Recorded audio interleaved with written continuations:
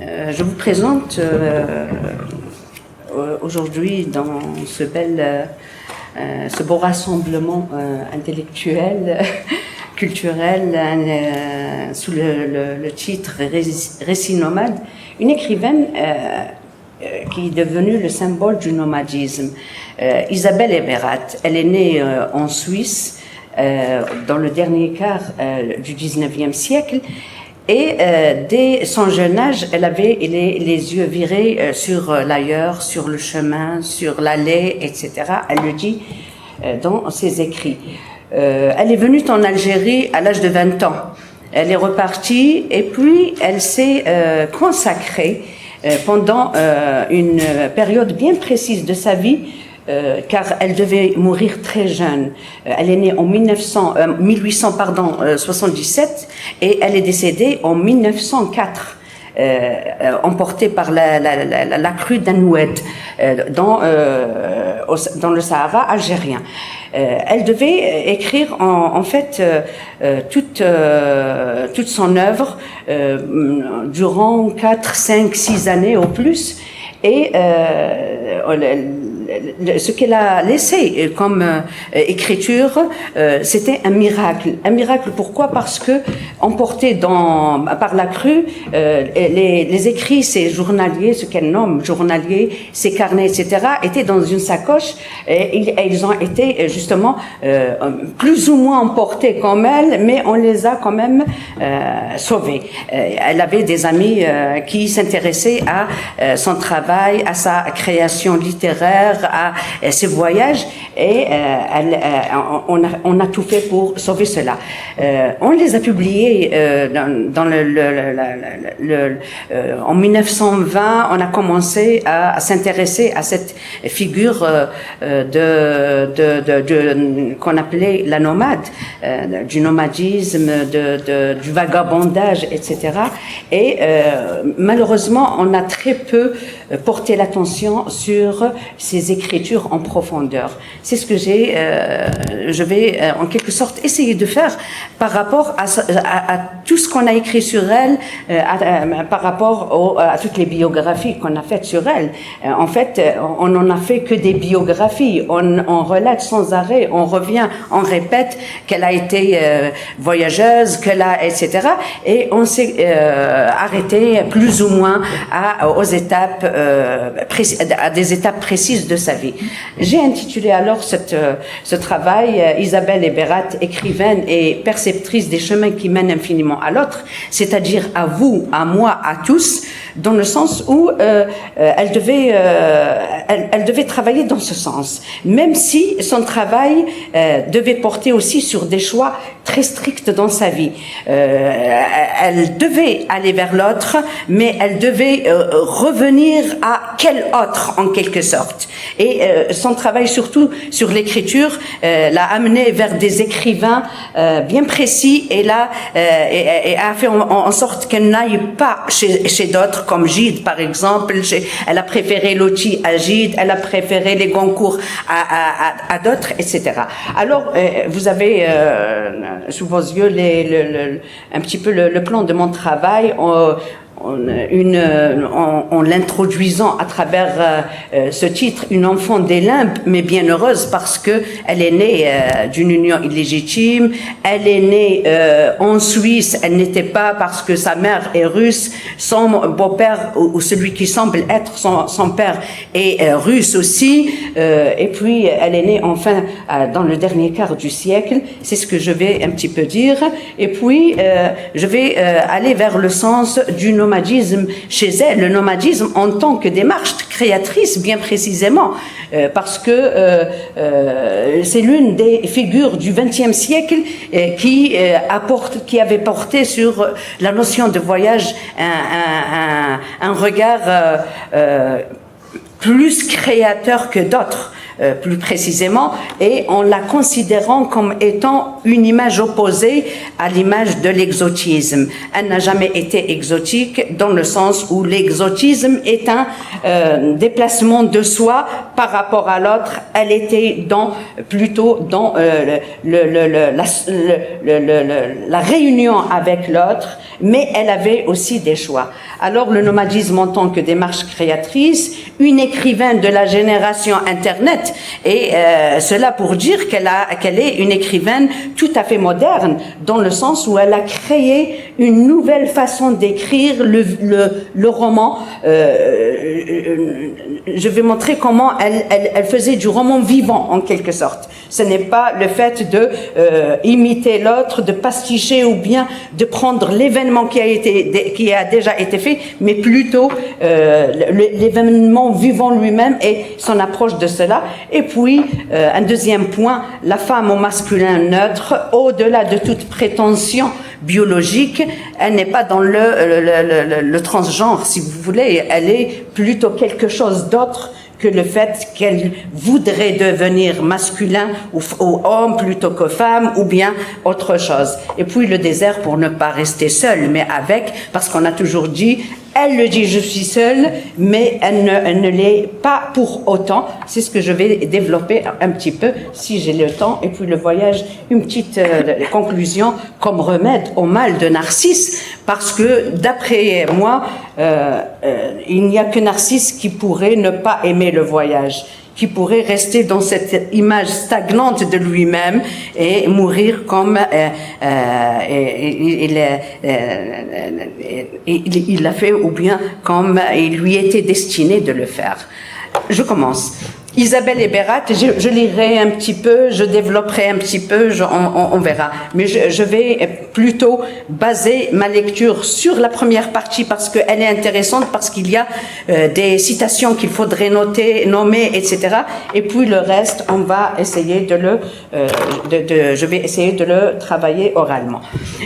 Comme le titre que j'ai proposé pour participer à ce bel événement de création sur le récit nomade ne peut être abordé que sous le signe de l'altérité. J'ai construit ma communication autour de 3 points qui formulent exemplairement cette idée dans l'écriture hébératienne et semblent même en être la base. L'écriture, l'homme et l'espace, et auquel j'ai attribué les titres que vous avez sous les yeux. Bon, je vais passer cela parce que c'est un avis personnel à propos de l'étude créatrice, etc.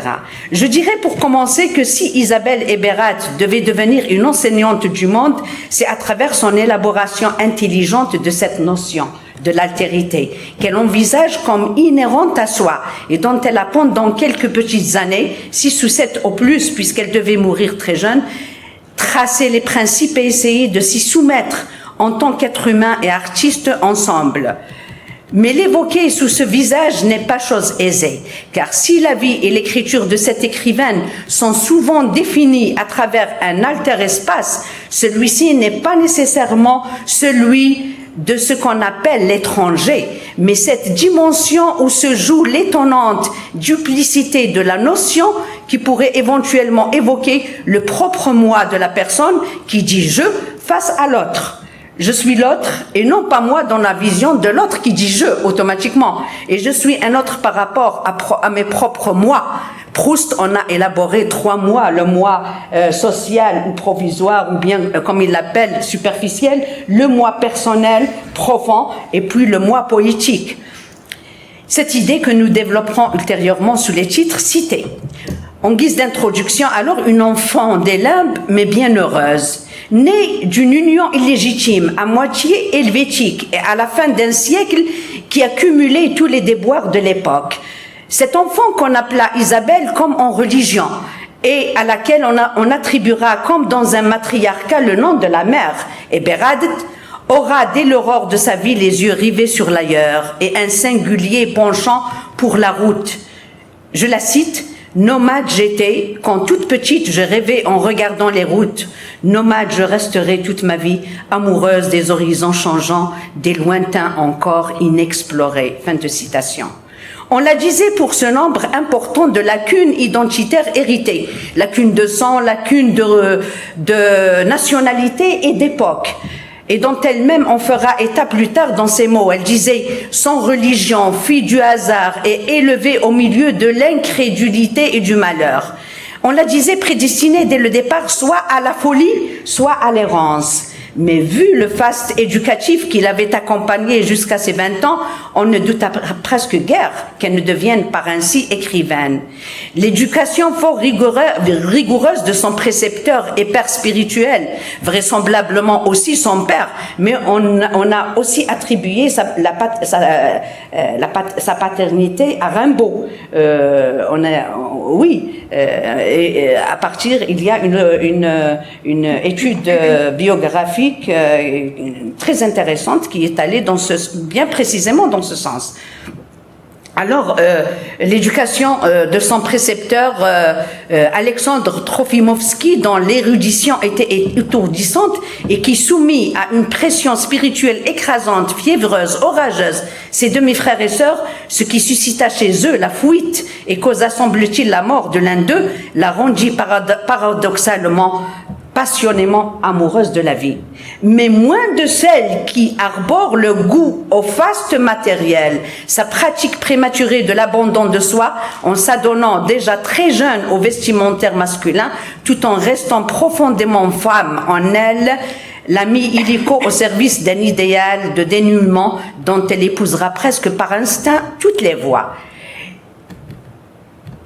Isabelle Eberat, qui dans mon enfance algérienne me paraissait un personnage de conte merveilleux et dont je ne cessais de lier le nom à un espace immaculé, à une rivière d'eau féerique, au comble d'une joie d'enfant, n'a pas pour autant perdu de cette énigme dans mon esprit d'adulte, où elle s'y est implantée comme le double narcissique de son œuvre, comme cette dernière se confond exagérément avec sa vie tout court. Et aujourd'hui, on ne peut pas parler d'Isabelle Eberat sans la lier à sa vie d'artiste. Si on revient uniquement à sa vie tout court, il y a toujours le côté artistique qui viendrait nous la raconter à travers cela. Mais que savons-nous d'Isabelle Eberat jeune avant l'écrivaine? Pas grande-chose, sinon qu'elle était née dans une grande maison en Suisse, fournie d'une immense bibliothèque et d'un précepteur qui lui a appris à ses sœurs et à ses frères et sœurs et à elle 4 ou 5 langues, et qu'elle était sans doute aussi l'enfant illégitime du poète illuminé Rimbaud, qui eut par comble du destin une vie aussi tumultueuse que la sienne en quelque sorte, et qui mourut quand même assez jeune comme elle. C'est le destin, mais on ne peut pas justement aller dans ce sens par hérédité ou quoi que ce soit. C'est là que l'on pourrait recueillir, comme je le fais dans quelques lignes, sur la base de quoi ces biographes auraient tissé et brodé pour en faire 1 ou 2 pages de leur livre s'ils n'avaient pas été amenés à ouvrir les véritables pages de sa vie à travers ses journaliers, notes et autres carnet qui nous la confie tout entière dans son éclat de femme faite pour la traversée éblouissante de la vie. Une femme en arc-en-ciel, une étoile, un bonheur qui égaya tous les espaces qu'elle a foulés en Afrique et ailleurs et qui ouvrit entre autres et de manière magique le livre hermétiquement fermé d'un peuple condamné à souffrir pour ses propres qualités et gisant injustement sous le joug d'une colonisation qui voudrait lui effacer jusqu'à son allure la plus primitive, celle qui le fait être humain. On est allé aussi, surtout pour ces biographes, on est allé dans ce sens, le fait qu'elle défende les Algériens à l'époque colonisée, le fait qu'elle en fait des amis et même sa propre communauté, etc. Je ne vais pas aller dans ce sens. Si Isabelle Eberat n'avait écrit que des romans, elle serait devenue écrivaine de l'exotisme et n'aurait jamais révélé à ses lecteurs cette impressionnante page sur le secret d'une plume qui s'attela à chercher l'être sublime de l'homme dans les abysses intelligents du mot. C'est ce qu'elle a fait plus précisément. Et c'est cette partie que je vais développer bien précisément. Sous le signe d'un jeu, je passe parce que c'est un peu lent, alors je vais essayer sous le signe d'un jeu personnel, jouer, renverser, réhabiliter jusqu'à rendu autre que nous lisons dans les pages suivantes l'authentique femme écrivaine que fut Isabelle Eberat. Je vais développer cela sous le signe du jeu est un autre de Rimbaud, bien évidemment, mais au-delà de la prétention poétique. Si on devait lier Isabelle et Bérat à Rimbaud, ce serait moins à travers une filiation de sang que d'esprit, même si leurs deux visages paraissent étonnamment parents. Je vais cliquer un petit peu sur les images et vous verrez qu'elles ressemblent. Ça, c'est la première image, c'est là où elle avait habité, à Ain Safara quand elle était vivante, bien sûr. Et c'est dans cette maison qu'elle a été emportée par l'inondation.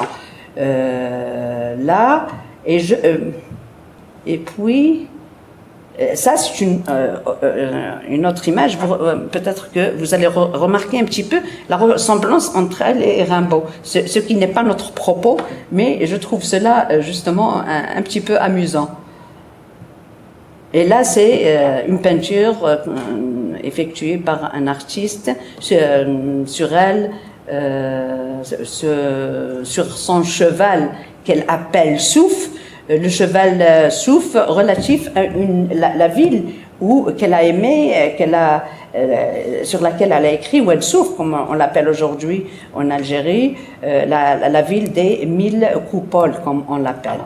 Et puis, cette autre image d'elle, qui est fantastique et qui a servi comme la première page du livre de Tiffany Tavernier, mais c'est toujours dans le sens de la biographie.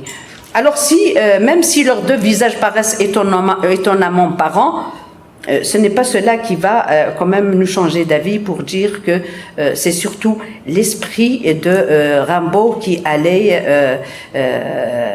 influencer et fortement Isabelle et Bérat. Je reprends un petit peu sur cela. Voilà.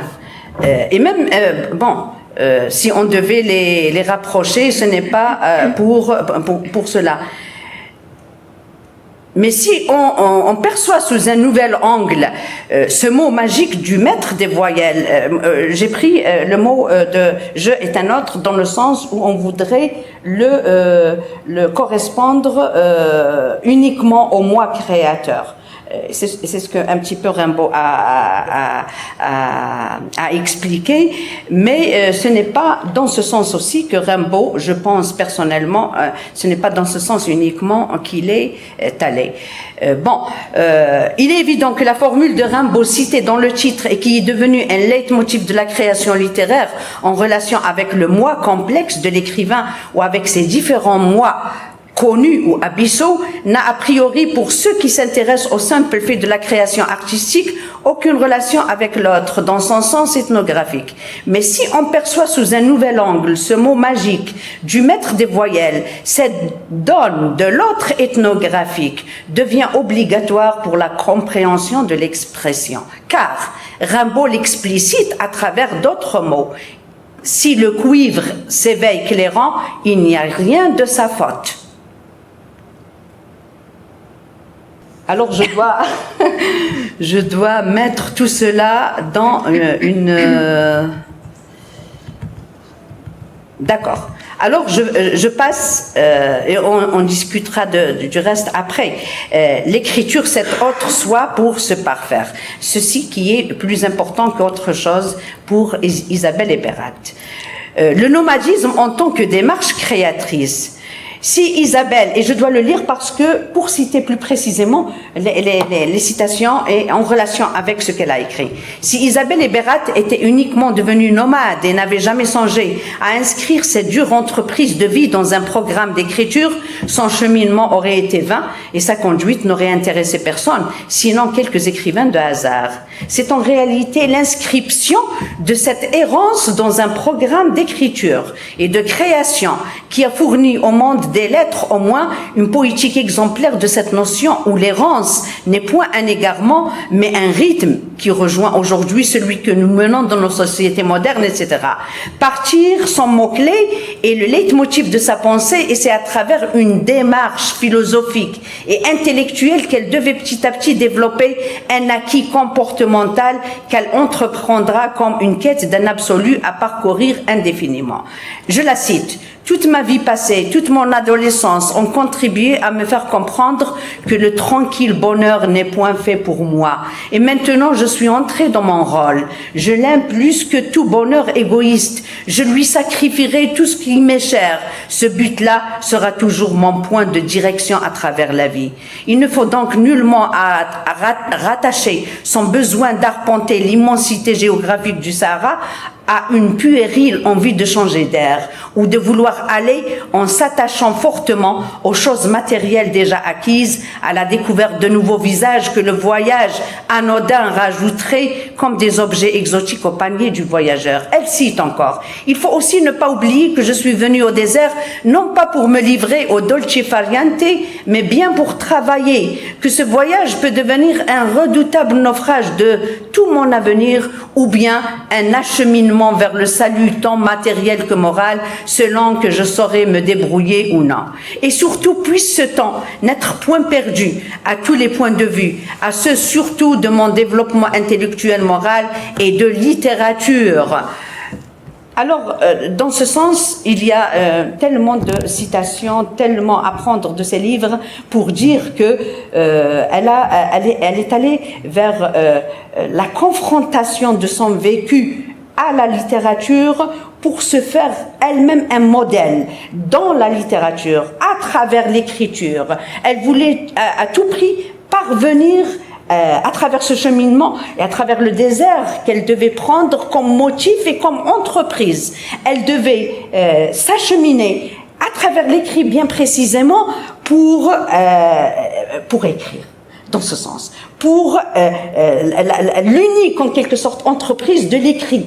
Et elle va aller dans ce sens à travers un plan bien défini. Elle va montrer que l'écriture ne suffit pas si elle n'apportera rien de positif, si on la met pas en perspective pour un but bien précis, mais surtout si on n'en dresse pas un plan.